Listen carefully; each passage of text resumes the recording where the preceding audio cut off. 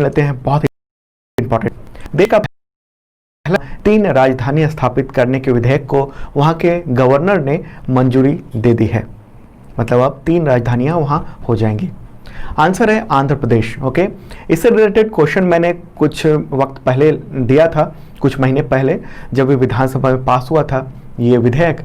लेकिन लंबे समय बाद अब गवर्नर विश्वभूषण हरिचंदन ने इस पर मुहर लगा दी है। कौन कौन से विधेयक हैं?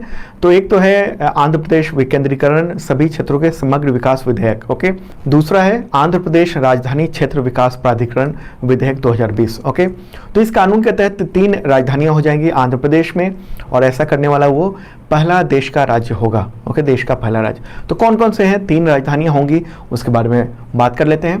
तो पहली है विशाखापट्टनम, वो आंध्र प्रदेश की एग्जीक्यूटिव कैपिटल होगी। एग्जीक्यूटिव कैपिटल, ओके, मतलब कि आंध्र प्रदेश की जो कार्यपालिका है यानी सरकार, वो विशाखापट्टनम से ही कामकाज करेगी, सचिवालय वहीं पर होगा।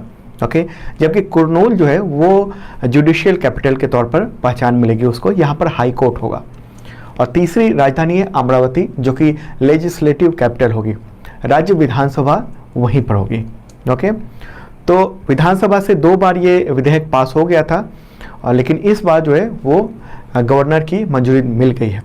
लेकिन अभी इसमें थोड़ी कानूनी अड़चने हैं, वो सब पूरा होने में अगले कुछ महीने लग सकते हैं। उसके बाद आपको देखने को मिलेगा तीनों राजधानी अस्तित्व में आ जाएंगी। तो आपसे एक सवाल है कि आंध्र प्रदेश के मुख्यमंत्री कौन है? आप लोगों को जरूर पता होगा, कमेंट बॉक्स में जरूर बताना। ओके, जिनको नहीं पता है वो पता कर लो, ठीक है, कल मैं बताऊंगा। अगला क्वेश्चन लेते हैं। नेशनल एजुकेशन पॉलिसी यानी NEP 2020 में विदेशी भाषा की लिस्ट में किस भाषा को शामिल नहीं किया गया है? जबकि उस भाषा को, जो उसका ड्राफ्ट बना था नेशनल एजुकेशन पॉलिसी का, उसमें वो भाषा थी, लेकिन जो फाइनल हुई उसमें वो भाषा हटा दी गई। आंसर होगा चाइनीज। ओके, बहुत इंपॉर्टेंट बात है। लैंग्वेज का नाम क्या है? Mandarin. Okay, Mandarin.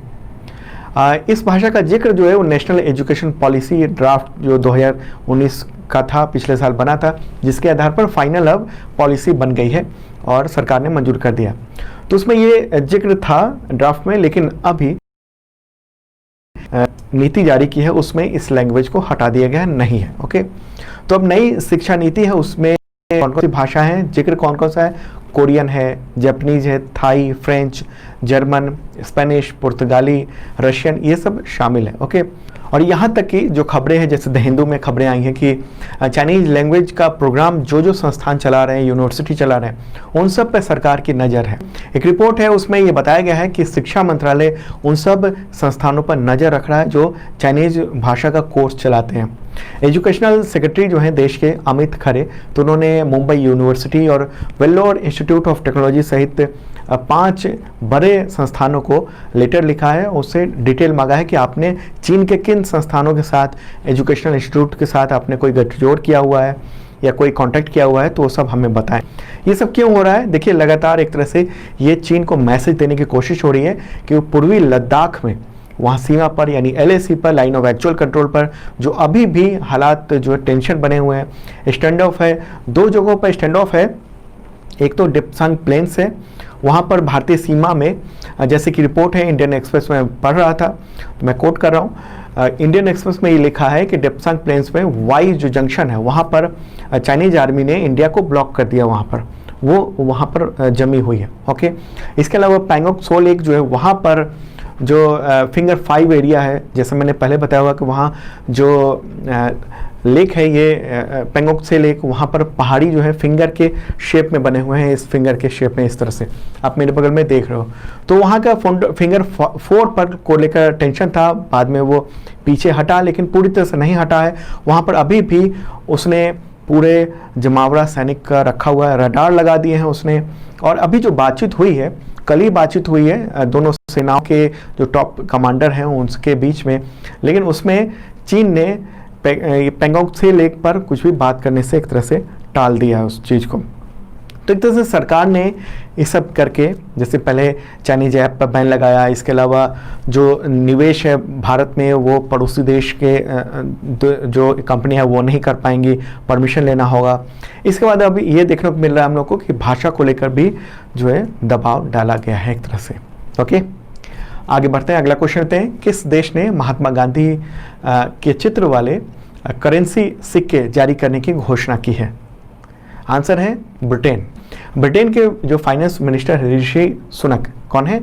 Rishi Sunak भारतीय मूल के हैं, तो उन्हीं के दफ्तर ने, ऑफिस ने ये पुष्टि की है 1 अगस्त को। और कुछ और लोगों के भी चित्र वाले सिक्के जारी होंगे। उनमें एक तो महात्मा गांधी हैं, दूसरे हैं भारतीय मूल के ब्रिटिश जासूस नूर Inayat Khan, Jamaican British nurse हैं मैरी सिकोल। तो उन सब की उपलब्धियों को देखते हुए उनके सिक्के जारी किए जाएंगे। ओके, तो इसके लिए रॉयल मिंट एडवाइजरी कमेटी को भी लिख दिया है, जो सिक्के की थीम को जो बनाता है।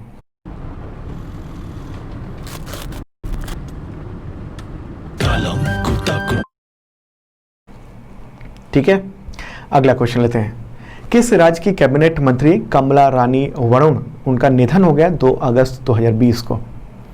आंसर होगा उत्तर प्रदेश। वो योगी आदित्यनाथ की सरकार में टेक्निकल एजुकेशन मिनिस्टर थी और 18 जुलाई को कोरोना से संक्रमित हो गई थी।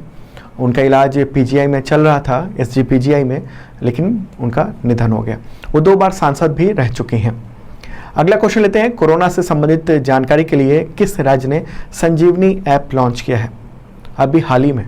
आंसर होगा बिहार। ओके, ऐप से जो है वो संक्रमण से बचाव के उपाय, जांच और नजदीक के जो हॉस्पिटल है वहाँ पर बेड कहाँ पर खाली है, तो इन सब की जानकारी मिल जाएगी। ओके, ये जो ऐप है वो केंद्र सरकार को जो एक ऐप है आरोग्य सेतु, उसी के तर्ज पे इसको बनाया गया है कि राज्य के लोगों की सहायता के लिए। ओके, तो बिहार के गवर्नर कौन है? फागू चौहान, और मुख्यमंत्री नीतीश कुमार। अगला क्वेश्चन लेते हैं। 1 नेशन 1 राशन कार्ड योजना से